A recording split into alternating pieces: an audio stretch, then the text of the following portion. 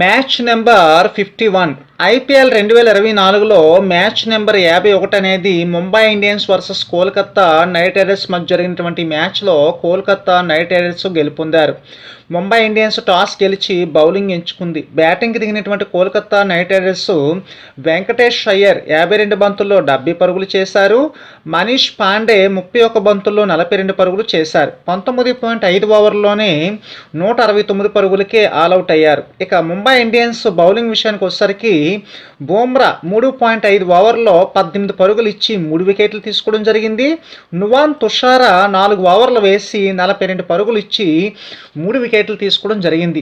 ఇక ముంబై ఇండియన్స్లో బ్యాటింగ్ విషయానికి వచ్చేసరికి సూర్యకుమార్ యాదవ్ 35 బంతుల్లో 56 పరుగులు చేశారు. టీమ్ డేవిడ్ వచ్చేసరికి 20 బంతుల్లో 24 పరుగులు చేశారు.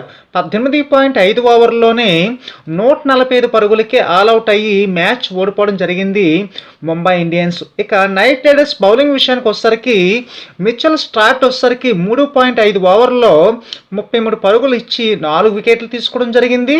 వరుణ్ చక్రవర్తి 4 ఓవర్లు వేసి 22 పరుగులు ఇచ్చి 2 వికెట్లు తీసుకోవడం అనేది జరిగింది. ఇక ప్లేయర్ ఆఫ్ ది మ్యాచ్ వచ్చేసరికి వెంకటేష్ అయ్యర్కి ఇవ్వడం జరిగింది.